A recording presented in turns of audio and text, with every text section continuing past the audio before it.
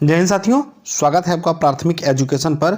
हम देख रहे हैं यूपी टीजीटी पीजीटी तथा अन्य हिंदी की प्रतियोगी परीक्षाओं के लिए महत्वपूर्ण प्रश्न। आइए देखते हैं। देवनागरी लिपि का प्रयोग सर्वप्रथम किस राज्य में माना जाता है? देवनागरी लिपि का प्रयोग सर्वप्रथम किस राज्य में माना जाता है? तो वह गुजरात में माना जाता है। किस गुजरात में माना जाता है? क्योंकि ज़्यादातर विद्वान गुजरात के नागर ब्राह्मणों से इसका संबंध जोड़ते हैं, इसलिए यह गुजरात से माना जाता है। नागरी लिपि के पूर्ववर्ती लिपियों में एक नाम गलत है। नागरी लिपि की पूर्ववर्ती लिपियों में एक नाम गलत है। वह नाम क्या है? तो है शारदा लिपि। विश्व की प्राचीनतम मानी जाने वाली लिपियों में है। विश्व की प्राचीनतम मानी जाने वाली लिपियों में कौन सी लिपि है? तो है ब्राह्मी लिपि। क्या है? ब्राह्मी लिपि। नागरी लिपि का विकास किस लिपि से हुआ है? नागरी लिपि का विकास किस लिपि से हुआ है? तो वह ब्राह्मी लिपि से हुआ है। नागरी लिपि का विकास ब्राह्मी लिपि से हुआ है क्योंकि यह उत्तरी शाखा से जो गुप्त लिपि है, यह कुटिल लिपि का विकास जहाँ से होता है, उसी कुटिल लिपि से प्राचीन नागरी लिपि का विकास हुआ है। कालांतर में यह परिवर्धित होकर नागरी या देवनागरी के रूप में विकसित हो गई। देवनागरी का सर्वप्रथम प्रयोग किसके शिलालेख में हुआ है? देवनागरी लिपि का प्रयोग सर्वप्रथम किसके शिलालेख में प्रयोग किया गया है? तो नागरी लिपि का प्रयोग सर्वप्रथम गुजरात के राजा जयभट्ट, जो 7वीं 8वीं शताब्दी में थे, उनकी लिपियों में प्रयोग किया गया है। तो कौन है? जयभट्ट। लिपि के विकास का क्रमिक सोपान क्या है? तो है चित्रलिपि, सूत्रलिपि और प्रतीकात्मक लिपि, फिर भावमूलात्मक लिपि। इसका क्रमिक विकास होता है। कौन सी भाषा देवनागरी लिपि में लिखी जाती है? तो वह भाषा है मराठी लिपि। मराठी लिपि जो है देवनागरी भाषा में लिखी जाती है। देवनागरी लिपि का विकास जो है ब्राह्मी लिपि से हुआ है और नागरी लिपि में अनेक भारतीय भाषाएं लिखी जाती हैं। अगला क्वेश्चन देखते हैं। किस लिपि में देवनागरी लिपि का विकास माना जाता है, या किस लिपि से देवनागरी लिपि का विकास माना जाता है? तो ब्राह्मी लिपि से देवनागरी लिपि का विकास माना जाता है। हिंदी किस लिपि में लिखी जाती है? तो हिंदी नागरी लिपि में लिखी जाती है।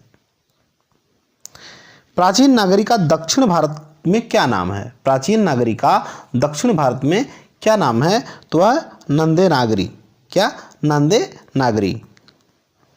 प्राचीन देवनागरी लिपि का विकास किससे हुआ है? प्राचीन देवनागरी लिपि का विकास किससे हुआ है? तो प्राचीन देवनागरी लिपि का विकास जो हुआ है वह हुआ है कुटिल लिपि से। किससे? कुटिल लिपि से। जैसे प्राचीन नागरी का क्षेत्र जो है उत्तरी भारत है, किंतु दक्षिण भारत में भी कुछ भागों में यह लिपि मिली है और दक्षिण भारत में इसका नाम नागरी ना होकर के नांदी नागरी बोला जाता था। देवनागरी लिपि की सबसे बड़ी विशेषता क्या है? देवनागरी लिपि की सबसे बड़ी विशेषता क्या है?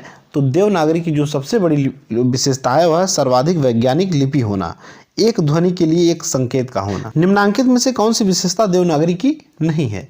निम्न में से कौन सी विशेषता देवनागरी की नहीं है? तो वह है विकास की दृष्टि से यह लिपि ब्राह्मी एवं खरोष्टी के समकालीन है। यह सही नहीं है, जबकि इसका उच्चारण एक जैसे होता है, जैसे होता है वैसे लिखा जाता है। इसमें एक ध्वनि के लिए एक प्रतीक होता है, इसमें सिर रेखा का प्रयोग महत्वपूर्ण है। यह सब सही है।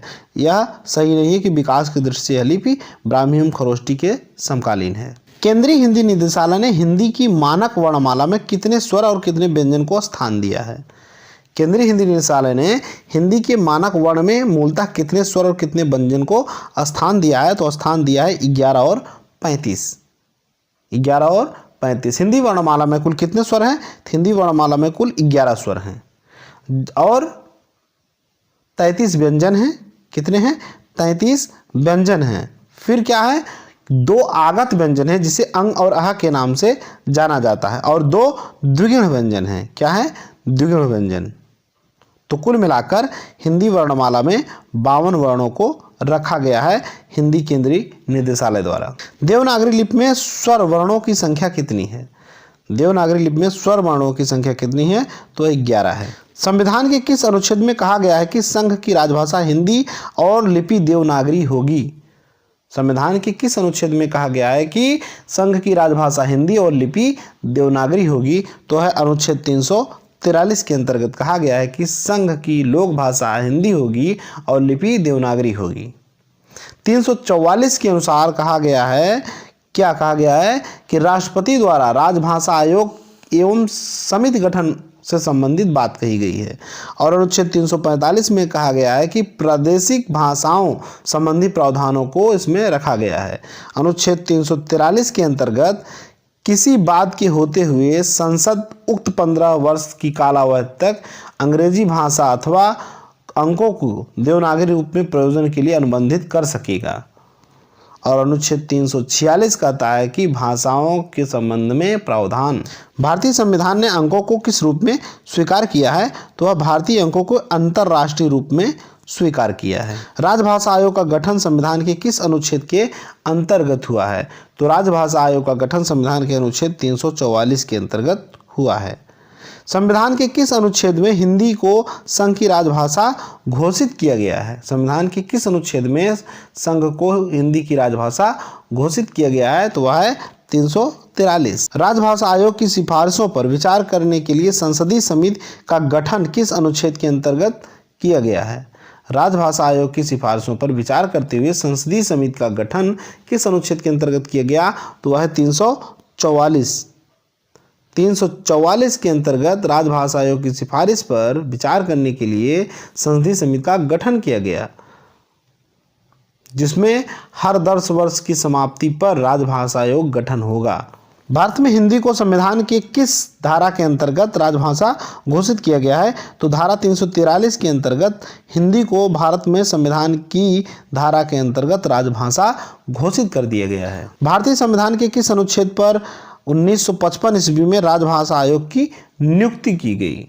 1955 में किस अनुच्छेद के अंतर्गत आयोग की नियुक्ति की गई? तो 344(1) के अंतर्गत। किस तिथि को हिंदी की राजभाषा बनाने का निर्णय किया गया? तो 14 सितंबर 1949 को जो है राजभाषा बनाने का निर्णय किया गया, 14 सितंबर 1949 को। और 14 सितंबर 1949 को ही हम हिंदी दिवस मनाते हैं। भारत के संविधान में हिंदी को राजभाषा की मान्यता कब प्रदान की गई? तो 14 सितंबर 1949 को हिंदी में राजभाषा की मान्यता प्रदान की गई। हिंदी को भारत की राजभाषा क्या है? तो भारत की राजभाषा हिंदी है। भारत की राजभाषा क्या है? तो भारत की राजभाषा हिंदी है। संविधान के अनुच्छेद 351 में किस विषय का वर्णन है? संविधान के अनुच्छेद 351 में किस विषय का वर्णन है? तो हिंदी भाषा के विकास से संबंधित निर्देश का वर्णन किया गया है, जिसमें कहा गया है कि संघ का यह दायित्व होगा हिंदी के प्रचार प्रसार के लिए वह जो सुविधाएं उपलब्ध करा पाए वह कराए। संविधान के किस अनुच्छेद में वर्णित है कि संघ का यह कर्तव्य होगा कि वह हिंदी भाषा का प्रचार प्रसार बढ़ाए? तो अनुच्छेद 351 के अंतर्गत। उत्तर प्रदेश सरकार द्वारा गठित लिपि सुधार परिषद की 28-29 नवंबर 1953 में जो बैठक हुई उसकी अध्यक्षता किसने की थी? उसकी अध्यक्षता की थी डॉक्टर सर्वपल्ली राधाकृष्णन ने। डॉक्टर सर्वपल्ली राधाकृष्णन की अध्यक्षता में लिपि सुधार परिषद की स्थापना भी हुई थी 1953 ईस्वी में। वीडियो अच्छा लगा हो तो चैनल को लाइक, सब्सक्राइब एवं शेयर जरूर करिएगा। मिलते हैं अगली वीडियो में, तब तक के लिए जय हिंद।